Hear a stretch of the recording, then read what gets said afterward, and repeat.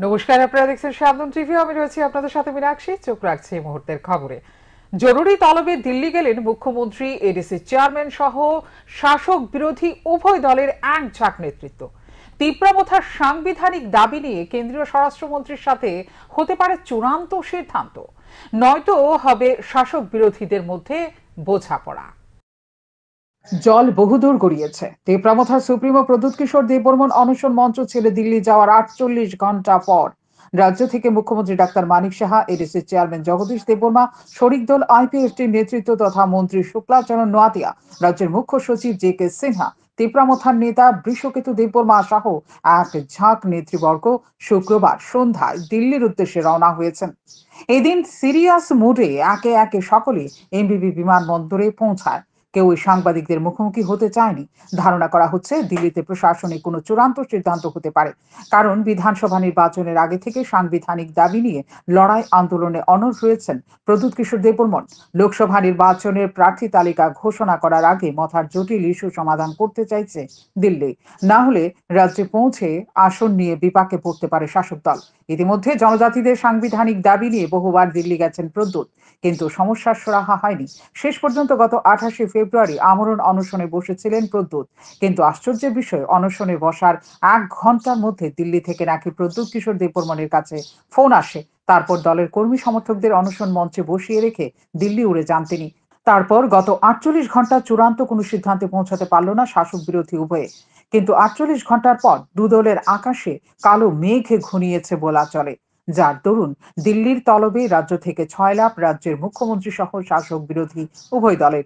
সূত্রের খবর, তীব্রাবথার সুপ্রিমো প্রদ্যুৎ কিশোর দেববর্মন, মুখ্যমন্ত্রী doctor Manik Saha, ADC chairman Jagadish Debbarma, শরিক দল আইপিএফটির নেতৃত্ব তথা মন্ত্রী শুক্লাচরণ নোয়াতিয়া, রাজ্যের মুখ্য সচিব জে.কে. সিনহা, তীব্রাবথার সভাপতি বিজয় রাঙ্খল এবং বৃষকেতু দেববর্মা সহ এক ঝাঁক নেতৃত্বের সাথে আলোচনার টেবিলে বসতে চলেছেন কেন্দ্রীয় স্বরাষ্ট্রমন্ত্রী অমিত শাহ।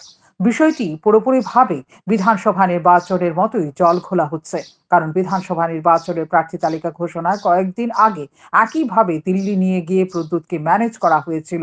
তারপর রাজ্যে ফিরে প্রার্থী তালিকা ঘোষণা করে বিরোধী ভোট ভাগাভাগি করেছিল তীব্রাবথা। এতে জয় হাসিল হয় বিজেপির। আসন্ন লোকসভা নির্বাচনের আগে রাজ্যের ২টি আসনের জন্য একই পথ অনুসরণ করতে চলেছে দিল্লি। কিন্তু ২৮শে ফেব্রুয়ারি অনশন মঞ্চে দাঁড়িয়ে প্রদ্যুৎ বলে গিয়েছিলেন এবার তিনি আর খালি হাতে ফিরছেন না। জনজাতিদের সাংবিধানিক দাবি নিয়ে রাজ্যে ফিরবেন। এখন দেখার বিষয় শাসক বিরোধী অঙ্ক কষাকষিতে কি ফলাফল আসে।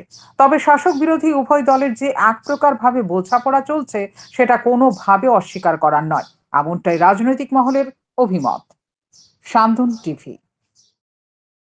শুক্রবার বিধানসভায় বিরোধী বিধায়ক জিতেন্দ্র চৌধুরী প্রশ্ন উত্থাপন করেন, আগামী ১০ বছরের মধ্যে পর্যায়ক্রমে রাজ্যের প্রতিটি বিধানসভা এলাকায় কম করে একটি করে মহাবিদ্যালয় স্থাপনের করার জন্য কোনো পরিকল্পনা গ্রহণ করা হবে কিনা। বিধায়ক জিতেন্দ্র চৌধুরীর এই প্রশ্নের জবাব দিতে গিয়ে মুখ্যমন্ত্রী ডাক্তার মানিক সাহা বলেন, রাজ্যে বর্তমানে ২৫টি সরকারি ও ৩টি বেসরকারি মহাবিদ্যালয় রয়েছে। আগামী ১০ বছরের মধ্যে পর্যায়ক্রমে প্রতিটি বিধানসভা এলাকায় একটি করে মহাবিদ্যালয় স্থাপন করার জন্য পরিকল্পনা গ্রহণের বিষয়টি উচ্চ শিক্ষা দপ্তর বিবেচনা করে দেখবে।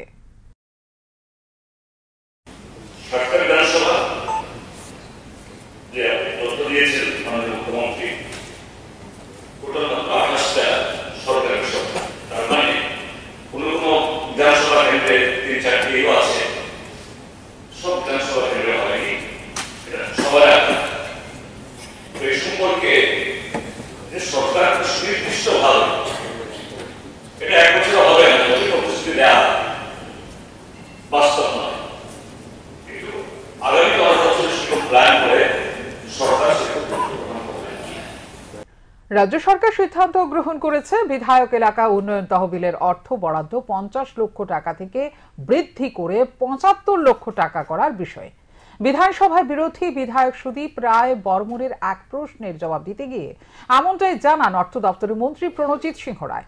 তিনি আরও জানান, ২০২৪-২৫ অর্থবর্ষে রাজ্য সরকারের এ সিদ্ধান্ত কার্যকর করা হবে, অর্থাৎ ২০২৪-২৫ অর্থ বছর থেকে বিধায়ক এলাকা উন্নয়ন তহবিলের অর্থ বৃদ্ধি পেয়ে ৭৫ লক্ষ টাকা হবে।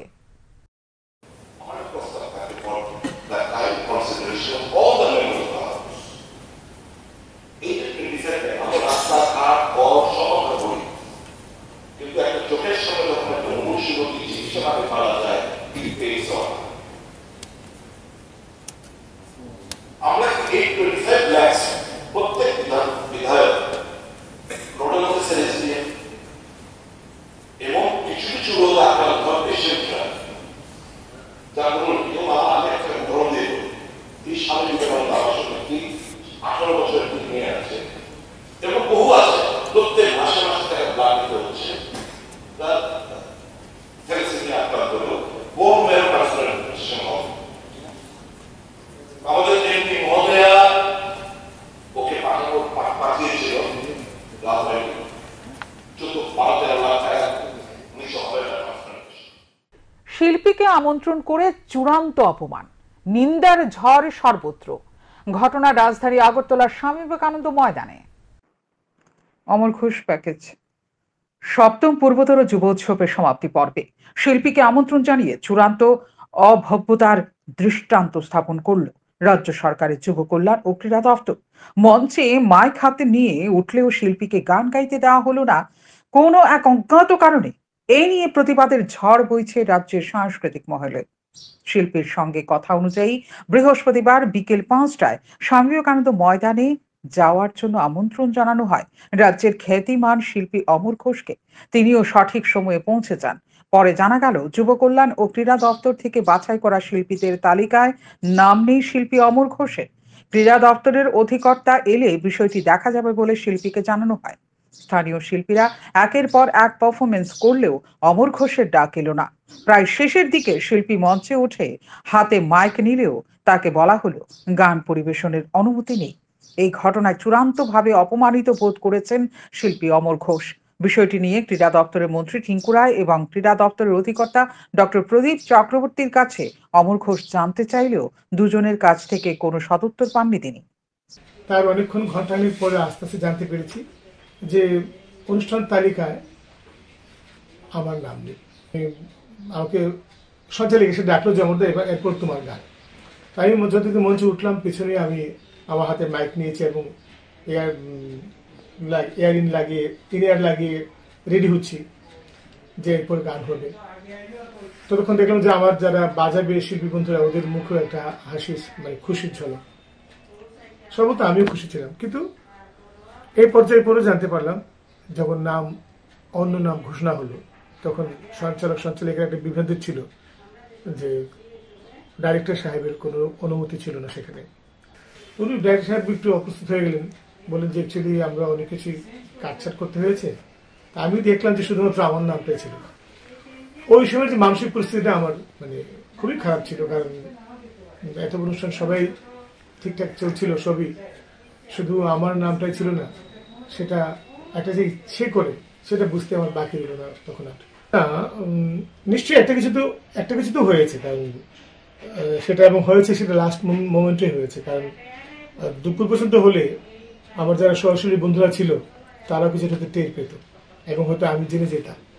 সেটা কোনো না কোনো কারণে বিকেলের দিকে অনুষ্ঠানের প্রাক মুহূর্তে হতে পারে। সেটা হয়তো আমাকে পছন্দ করেন না, অনেকে থাকতেই পারে, কিন্তু যিনি পছন্দ করেন না, যার এত প্রভাব, যদি আমাকে আগে জানিয়ে দিতেন তাহলে আমি কষ্ট পেলেও এতটা হয়তো ভেঙে পড়তাম না। যেটা অনুষ্ঠান মঞ্চে রেডি হয়ে গিয়ে ওদের আমন্ত্রণেই গেছি, আমি গান গাইবার জন্য ততটা লালায়িত ছিলাম সেটা বলবো না। গান গেতে পেলে আমরা গান গেতে পেলে নিশ্চয়ই খুশি হই। এত বড় মঞ্চে যেখানে বিখ্যাত বলিউড সিঙ্গার গান গাইবেন, সেই মঞ্চে একই সাথে শেয়ার করবো, সেটা সবার কাছে একটা স্বপ্নের মতো। এই অপমানে মানসিকভাবে ভীষণ আঘাত পান তিনি।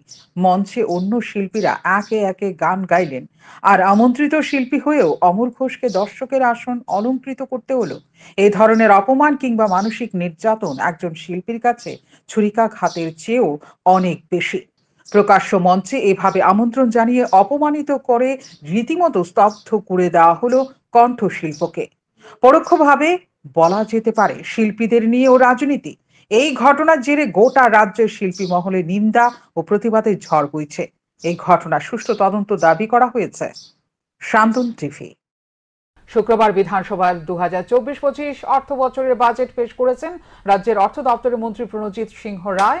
রাজ্য সরকারের এই বাজেটকে এক সাংবাদিক সম্মেলনের মধ্য দিয়ে শুক্রবার সন্ধ্যায় অভিনন্দন জানিয়েছেন ভারতীয় জনতা পার্টির মুখপাত্র সুব্রত চক্রবর্তী। তিনি বলেন, এই বাজেট আগামী দিনে ত্রিপুরার ভবিষ্যৎকে আরো সমৃদ্ধতর, উন্নততর এবং শ্রেষ্ঠ ত্রিপুরা নির্মাণের পরিকল্পনাকে সাফল্যের রূপ দেওয়ার ক্ষেত্রে ব্যাপক সহায়ক হবে।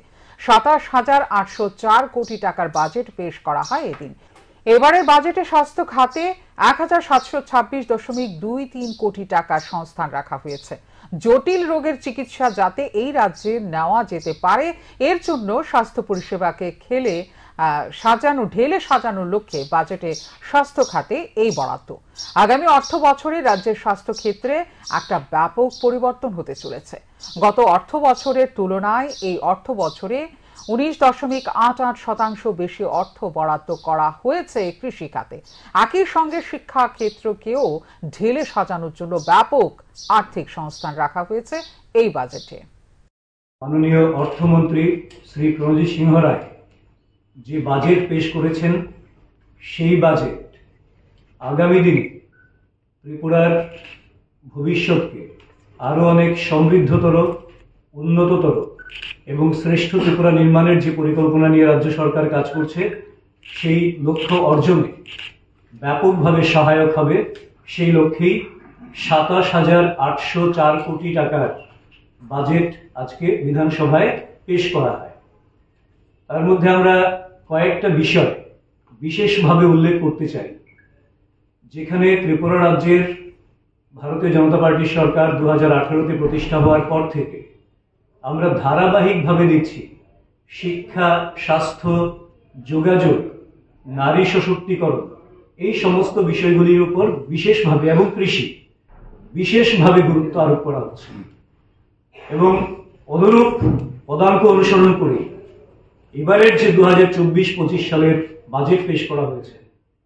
সপ্তম পূর্বতর যুব উৎসবের সমাপ্তি পর্বে সরকারি নীতি নির্দেশিকাকে জলাঞ্জলি দিয়ে বৃহস্পতিবার অধিক রাত পর্যন্ত চলে সঙ্গীতের অনুষ্ঠান।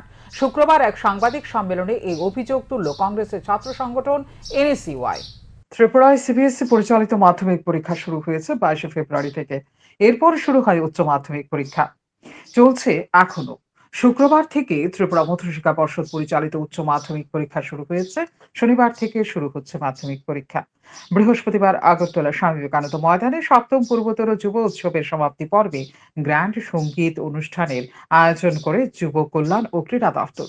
বোর্ড পরীক্ষার মরশুমে এই গ্র্যান্ড সঙ্গীত অনুষ্ঠানের আয়োজন করে এখন সমালোচনার মুখে পড়তে হয়েছে সরকার এবং সংশ্লিষ্ট দপ্তরকে।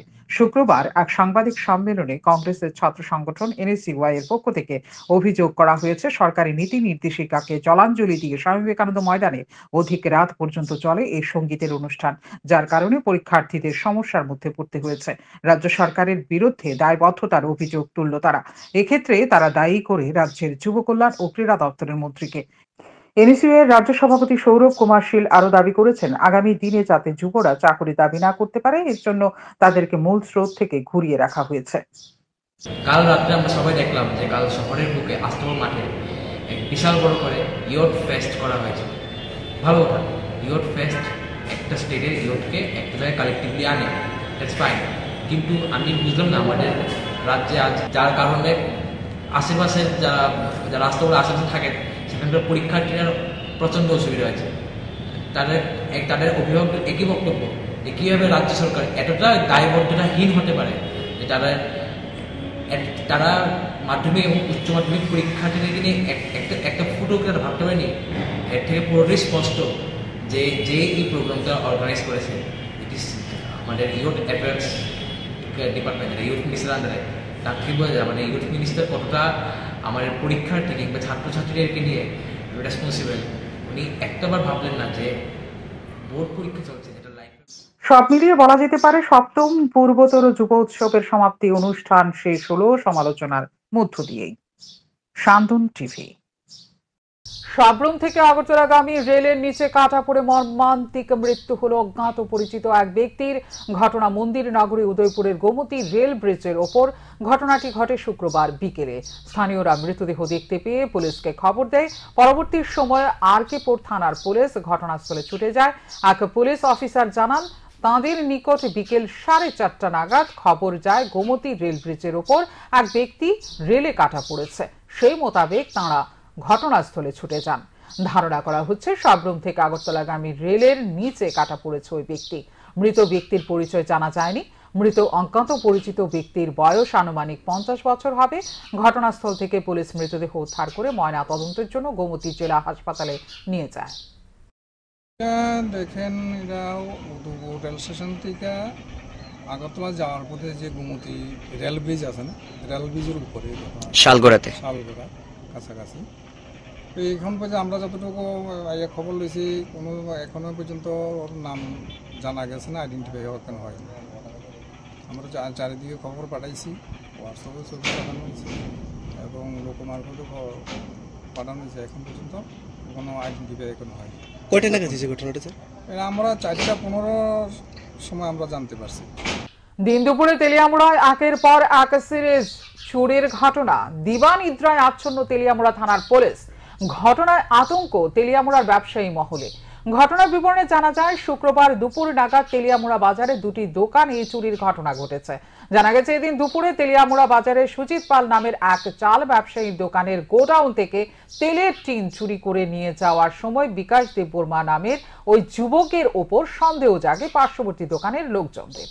সঙ্গে সঙ্গে ওই যুবককে তেলের টিন সহ আটক করে পার্শ্ববর্তী দোকানের ব্যবসায়ীরা। খবর দেওয়া হয় তেলিয়ামুড়া থানার পুলিশকে। খবর পেয়ে ঘটনাস্থলে ছুটে আসে তেলিয়ামুড়া থানার পুলিশ। এই যুবককে আটক করে নিয়ে যায় তেলিয়ামুড়া থানায়। ওই যুবককে প্রাথমিক জিজ্ঞাসাবাদে জানা যায়, আগেও সে ওই দোকান থেকে একাধিকবার বিভিন্ন জিনিস চুরি করেছে। অন্যদিকে একই দিনে তেলিয়ামুড়া বাজারের এমজি স্টোর নামক একটি মুদি দোকান থেকে শুক্রবার দুপুরে ওই দোকানে আসা এক ক্রেতার ব্যাগ থেকে প্রায় 20,000 টাকা চুরি করে নিয়ে যায় এক মহিলা চোর বলে অভিযোগ। এই চুরির ঘটনা সিসিটিভি ক্যামেরায় ধরা পড়ে। দিন দুপুরে তেলিয়ামুড়ায় একের পর এক দোকান থেকে চুরির ঘটনা রীতিমতো চাঞ্চল্য ছড়িয়ে পড়েছে তেলিয়ামুড়া ব্যবসায়ী মহলে। ব্যবসায়ীদের ধারণা, চুরির ঘটনায় নেমেছে একটি চক্র। আমি তো আমার গুদামে তো আমি থাকি না, গুদামে যে বলা মাল বিক্রি করি তখন আয়ার ডেলিভারি দিই, লেবার আয়ার ডেলিভারি দিই। তো এটা সবসময় শাটার ফালান না, তাই তালা থাকে না। তখন আজকে মাল বাই করতেছেন, বন্ধু দেখছে। কিসের গুড়াও? চাউলের গুড়াউন। আপনার নাম? আমার নাম সুজিত কুমার পাল। তারপরে কি হয়েছে ঘটনা? এরপর তো নন্দু যখন মাল বাই করে দেখছে, দেখে সে আমার করে তোমার করতে তো এখন ট্রাইবেলে মাল বাই করতেছে, তো লেবার বউ আছে, তো ট্রাইবেলে নিজে বাইর উপরে করবে। তো আইলাম সঙ্গে সঙ্গে ওই আইসে ধরলাম, কি নাতে নাতে মাল বাই করতেছে। নিচে আরো শিকার গেছে সবার সাথে, আগেও নিচে একদিন বৃষ্টি আসলো, এর নিচে আগে ওই নিজে শিকার গেছে, 3টা টিন নিচে, 2টা কার্টন নিচে, অনেক এর মুখের বিবৃতি। বাড়ি কই এরকম কিছু জানেন? মানিক বাজার। নামটাম কিছু জানছেন? না বিকাশ কি তা জানি। মানে হ্যাঁ, আপনার এই দোকান থেকে গোডাউন থেকে আগেও এরকম মাল নিচে শিকার গেছে। এখন কি চালটা নিয়ে যেতে পারছো নাকি? তেলের টিন ব্যাগ চাল নিচে না নিচে তো আমি দেখছি না, দেখলে তো আমি কইতাম, যেহেতু হাতে নাতে এটি ধরছি। এখন কি থানাতে পুলিশকে খবর দিয়েছেন নাকি? না, থানাতে আমি দেই না। উদয়পুর শিশু উদ্যানে বহিরাজ্যে দুই যুবকের দ্বারা শ্লীলতাহানির শিকার এক নাবালিকা। জানা যায়, পশ্চিমবঙ্গের বহরমপুর এলাকার দুই যুবক উদয়পুরে কাজের জন্য আসে একটি স্কুলে। গত কয়েকদিন ধরে উদয়পুর রয়েছে তারা। শুক্রবার সন্ধ্যায় শিশু উদ্যানে যায় তারা। তারপর এক নাবালিকাকে ধরে টানা হেঁচড়া শুরু করে বলে অভিযোগ। নাবালিকা মেয়েটি চিৎকার শুরু করলে পার্কে থাকা সকলে ছুটে যায় এবং দুই অভিযুক্তকে আটক করে গণধোলাই দিতে শুরু করে। পরবর্তী সময়ে আরকেপুর থানার পুলিশ কর্মীরা বহিরাজ্যের অভিযুক্ত দুই যুবককে আটক করে নিয়ে যায় থানাতে। তো আমাদের অফিস স্টাফে বাড়িতে যাওয়ার সময় দেখছিল যে পার্কে, আমাদের পার্ক খোলা, পার্কে একটা মেয়ে পিছনে দুটো ছেলে, সম্ভবত ও দুটো ছেলে এখানকার হকারি করে, কলকাতা বাড়ি, একজন মুর্শিদাবাদ আর একজন বীরগঞ্জ, না জানি কোথায় বলেছিল। তো ওরা ওই মেয়েটার পিছিয়ে ঘুরঘুর করছে, ওই মেয়েটাকে নাকি কি বলেছে, তো ও মেয়েটা চিৎকার করে কাঁদছিল।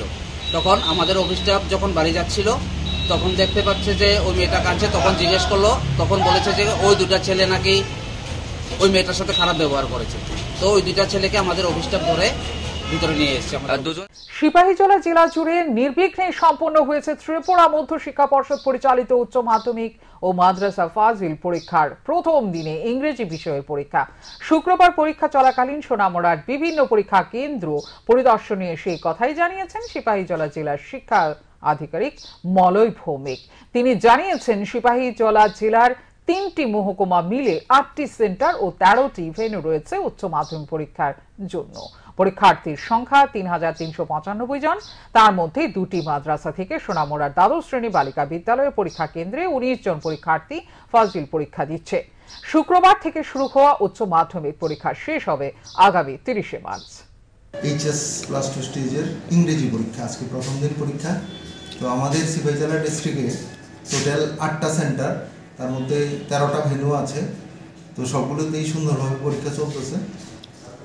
আমাদের টোটাল আজকের যে ক্যান্ডিডেট সেটা 12-এর যে ক্যান্ডিডেট যেটা আছে সেটা 3395 জন এই ডিস্ট্রিক্টে। তো আমরা টোটাল হিসাবটা পাইলে আজকে কতজন অ্যাবসেন্ট আছে সেটা প্রেজেন্ট অ্যাবসেন্ট আমরা পাই যাবো কিছুক্ষণের মধ্যে। আগুনে পুড়ে ভস্মীভূত বসতঘর, ঘটনা বিলোনিয়া থানার অন্তর্গত ঋষ্যমুখ ব্লকের উত্তর সোনাইচুরির রিয়াং পাড়ার মনীন্দ্র রিয়াং এর বাড়িতে শুক্রবার দুপুরে এই অগ্নিসংযোগের ঘটনা। বাড়িতে তখন মনীন্দ্র রিয়াং এর অসুস্থ স্ত্রী ছাড়া আর কেউ ছিলেন না। অগ্নি নির্বাপক দপ্তরের কর্মীদের স্থানীয়দের সহযোগিতায় নিয়ন্ত্রণে আসে আগুন, কিন্তু কিভাবে এই আগুনের সূত্রপাত তা কেউ বলতে পারেনি। রান্না কইরা স্নান করতে বসে আমি কইতাম পারি না, আমি স্নান করতাম মাত্র পুষ্করে গেছি বইছি আর ঠাকুমা তাই দিছে আমার ঘরে তো আগুন লাগছে। তো ওই সময় আইয়া দেখছি আগুন ঘরে আইয়াই হইতে পারে না কেউ। কোনখান থেকে আগুন লাগছে জানছেন নি? কোনখান থেকে লাগছে কইতে পারে না, বাড়িতে কেউ নাই, বুড়ি আছে অসুস্থ, বুড়িও কইতে পারে না, বুড়ি এখানে দাঁড়াইয়া ডাক দিছে, কেউ কইতে পারে না, বাড়িতে কেউ নাই, বাবা আসলে বাবা বাড়িতে নাই। কি মনে হয় কোনখান থেকে লাগতে পারে? আমি নিজে কেমনে কইতাম, আমি তো কেমনে ঘুমো কর, আমি তো বাড়িতে আসলাম না, স্নান করতে বলছি, সব পুড়ে গেছে। তো কাপড় চুপড়, আমাদের জায়গা জমির কাগজপত্র, আমার আধার কার্ড, আই কার্ড, অ্যাকাউন্ট, তারপরে আমার বাবার অ্যাকাউন্ট, আমার অ্যাকাউন্ট খাটটা ছিল ঘরের ভিতরে, খাট আসিল, বাবার একটা আসিল, আর কিছু নাই। রাজ্যের অন্যান্য স্থানের মতো তেলিয়ামুড়া মহকুমায় শুক্রবার থেকে শুরু হলো ত্রিপুরা মধ্যশিক্ষা পর্ষদ পরিচালিত উচ্চ মাধ্যমিক পরীক্ষা। তেলিয়ামুড়ায় মোট 2টি ভেন্যুতে এই পরীক্ষা অনুষ্ঠিত হয়। শুক্রবার পরীক্ষার প্রথম দিনে ইংরেজি বিষয়ের পরীক্ষা অনুষ্ঠিত হয়। বিবেকানন্দ দ্বাদশ শ্রেণী বিদ্যালয় ও মোহরছড়া দ্বাদশ শ্রেণী বিদ্যালয়ে মোট 456 জন পরীক্ষার্থী বসার কথা থাকলেও এর মধ্যে 453 জন পরীক্ষার্থী পরীক্ষায় বসেছে।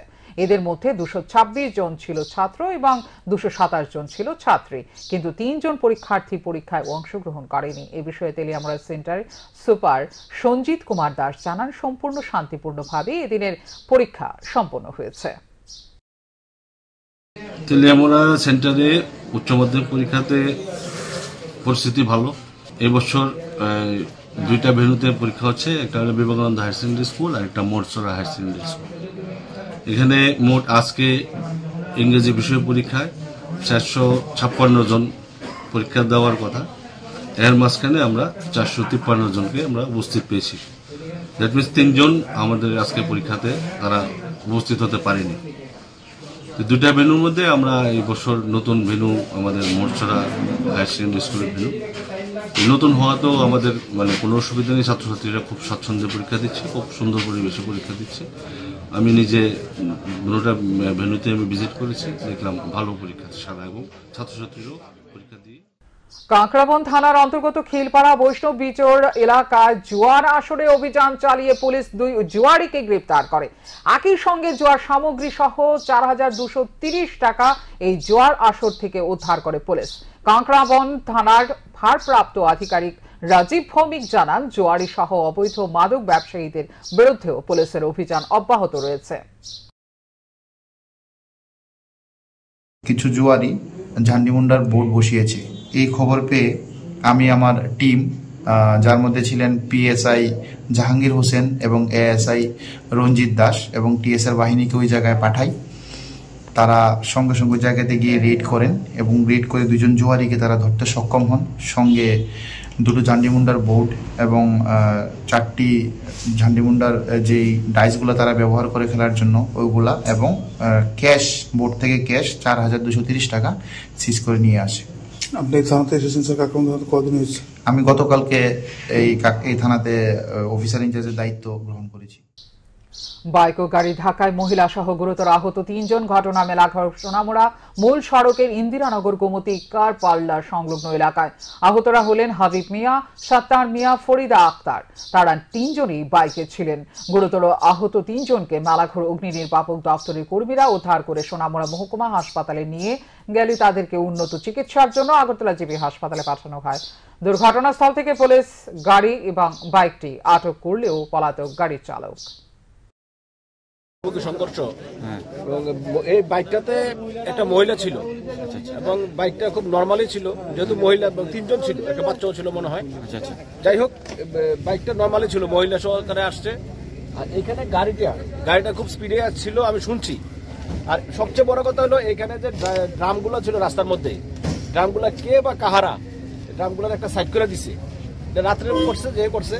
ড্রামগুলো যদি থাকতো মানে রাস্তার একটু সাইড মানে সিস্টেম করে থাকতো, তাহলে হয়তো না সিস্টেমে যাইতো, গাড়িটা স্পিডটা কমতো। কিন্তু বাইকটা কোন দিকে যাইতো? এখনকার মতো এই মুহূর্তের সংবাদ এই পর্যন্ত। অন্যান্য আপডেটস দেখার জন্য অবশ্যই নজর রাখতে হবে সান্দন টিভির পর্দায়। সান্দন টিভি, দায়বদ্ধতাই যার ঐতিহ্য।